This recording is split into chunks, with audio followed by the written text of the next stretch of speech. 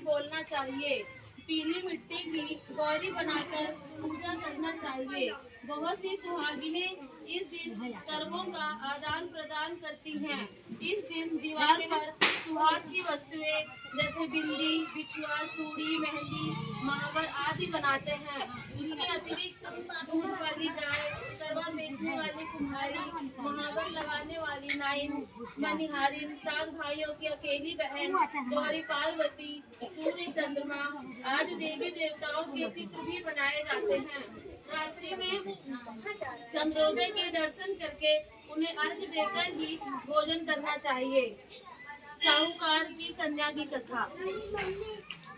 काफी समय पहले की बात है। किसी शहर में एक साहूकार रहता था। उसके साथ बेटी चौथ का व्रत आया तो भाई बोला कि बहन आओ भोजन करे। बहन बोली कि आज करवा चौथ का व्रत है, चांद उगने पर ही खाऊंगी। तब भाइयों ने सोचा कि चांद उगने तक बहन भूखी रहेगी, तो एक भाई ने दिया जलाया, दूसरे ने चलनी लेकर उसे ढका और नकली चांद दिखाकर बहन से कहने लगे कि चल चांद उगाया है, अर्घ दे ले। बहन अपनी भाभियों से कहने लगी कि चलो अर्घ दे।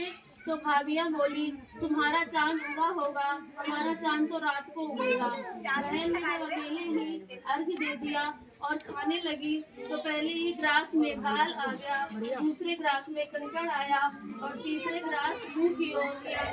तो उसके ससुराल से संदेशा आया कि उसका पति बहुत बीमार है, जल्दी भेजो। माँ ने जब लड़की को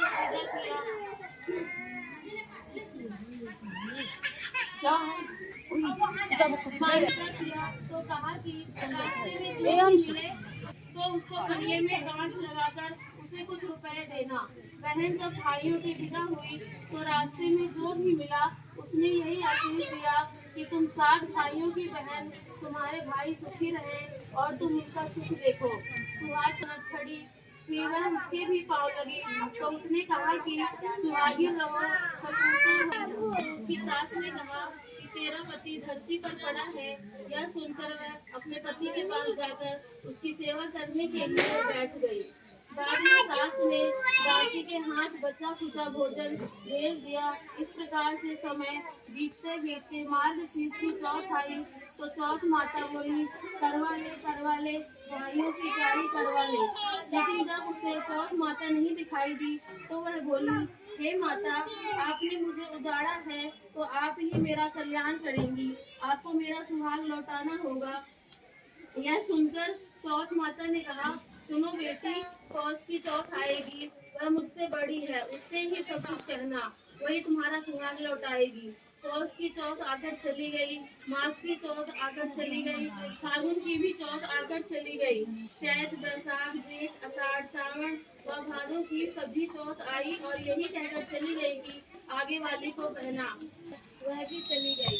जब कार्तिक की चौथ आई तो वह गुस्से में बोली भाइयों की प्यारी बहन करवा ले, दिन में चांद उगानी करवा ले, जब ठंडी पड़ने वाली करवा ले, मीठी करवा ले। यह सुनकर वह चौथ माता को देखकर उसके पाँव पकड़कर गिड़गिड़ाते हुए कहने लगी हे चौथ माता, मेरा सुहाग आपके हाथों में है, आप ही मुझे सुहागिन करे।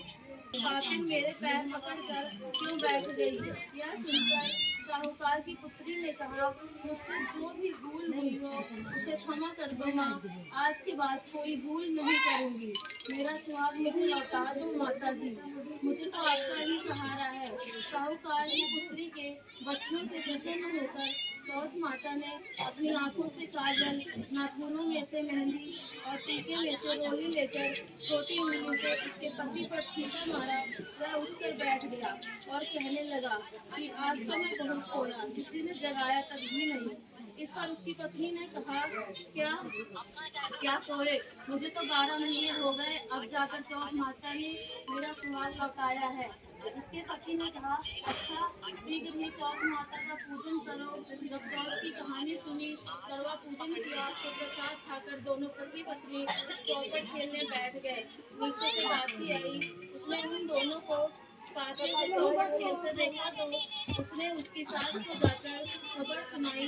तभी से सारे गांव जिस प्रकार चौथ माता ने साहूकार की पुत्री को उसका सुहाग लौटाया, उसी प्रकार चौथ माता सभी को अखंड सुहागिन रखे। यही करवा चौथ के उपवास की सनातन महिमा है।